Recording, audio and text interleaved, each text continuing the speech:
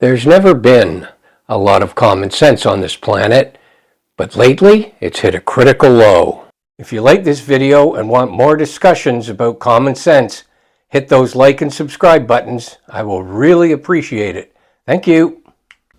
I think Donald Trump is hoping to start a civil war.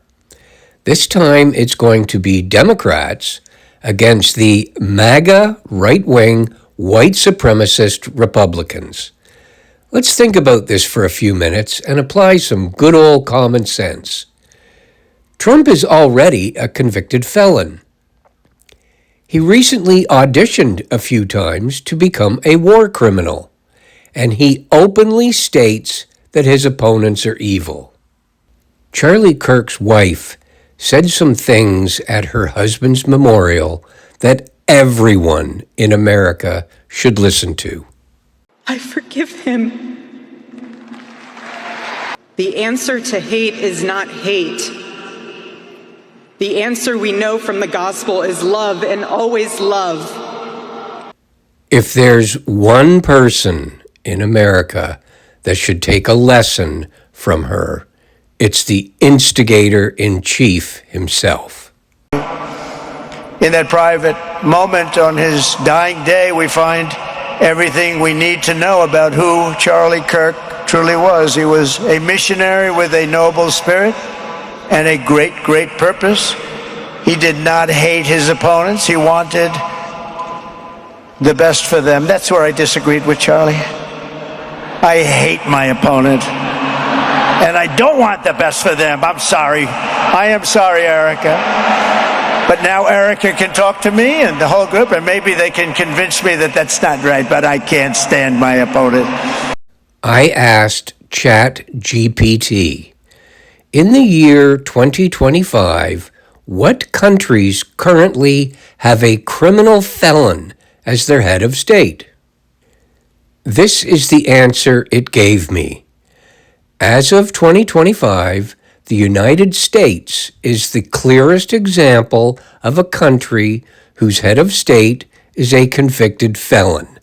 Donald Trump was convicted in New York in 2024 on 34 felony counts related to falsifying business records. Then I asked ChatGPT, if the President of the United States killed citizens from another country using military in international waters, would that be a crime? This is the answer it gave me. The President, as Commander-in-Chief, can authorize military action. However, U.S. law does not give blanket immunity. If the action were unlawful, for example, intentionally targeting civilians without military necessity, it could be considered murder or a war crime under U.S. law. In practice, sitting U.S. presidents are unlikely to face prosecution domestically while in office, but legal accountability could arise later. Under the Geneva Conventions and customary international humanitarian law, intentionally killing civilians, as opposed to combatants, is a war crime. International waters are not owned by any one country, but military actions there are still bound by international law. If civilians from another country were targeted without lawful justification, it could fall under the jurisdiction of the International Criminal Court, the ICC, or other international tribunals, though the U.S. does not recognize ICC jurisdiction over its nationals. At the state level, the U.S. could be accused of committing an unlawful act of aggression, potentially escalating into a diplomatic or military conflict. At the individual level, the president could be personally implicated in war crimes or crimes against humanity, though in practice, powerful states often shield their leaders from external prosecution. Even if the act meets the legal definition of a crime, whether the president is actually charged or punished depends on international politics, enforcement capacity, and power dynamics. Historically, leaders of major powers face little chance of prosecution while in office. So in practice, yes, it could be a crime under international law and even U.S. law if unlawful targeting of civilians. Then I asked ChatGPT, in 2025, how many countries are led by war criminals? This is the answer it gave me. It's hard to give a precise number because led by war criminals depends a lot on definitions, proof, court rulings, etc. But here's what can be established as of 2025 from credible sources and some of the uncertainties. Benjamin Netanyahu, Israel. ICC issued an arrest warrant in 2024 for alleged war crimes, including starvation of civilians, etc. Vladimir Putin, Russia. ICC issued a warrant in March 2023 for war crime relating to illegal deportation or transfer of children from occupied areas of Ukraine. Min Aung Hlaing, Myanmar. Indicted by ICC for crimes against humanity, deportation, persecution of the Rohingya in 2017.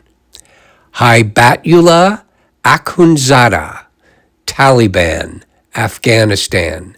Application submitted 2025 for an arrest warrant by ICC for gender-based persecution and other crimes since takeover in August 2021. A movie came out last year, and it couldn't be more realistic unless it was a documentary. It's called Civil War. I think the authors of Project 2025 wrote, directed, and produced this movie. A civil war has engulfed the United States between the authoritarian federal government led by a third-term president and three secessionist movements. You've heard Trump hinting at a third term. Democrats say it's unconstitutional. MAGA, white supremacist Republicans see nothing wrong with it. Tonight, new fallout after President Trump did not rule out the possibility of a third term, even though it's prohibited by the 22nd Amendment of the Constitution. People are asking me to run, and there's a whole story about running for a third term. I don't know. I never looked into it. They do say there's a way you can do it, but I don't know about that. But I want to do a fantastic job. In an exclusive phone interview, NBC's Kristen Welker asked the president about a possible scenario where Vice President Vance is elected with President Trump as his running mate, and then Vance steps aside. The president saying that's one method, but there are others too, saying he would not talk about them. This convicted felon, adjudicated sexual abuser, possibly a rapist of underage girls, possibly a war criminal, who is the stupidest idiot to ever walk the earth, is now hoping to start a civil war. There are at least 80 million MAGA right-wing white supremacist lunatics in America who think a civil war will fix all their problems. Spoiler alert. The ending to the movie is the greatest ending of any movie ever made. Here's what happens. Joel momentarily stops them to get a quote from the president, who pleads, "Don't let them kill me." Satisfied, Joel stands aside as the president is executed before Jesse photographs the soldiers posing with their corpse.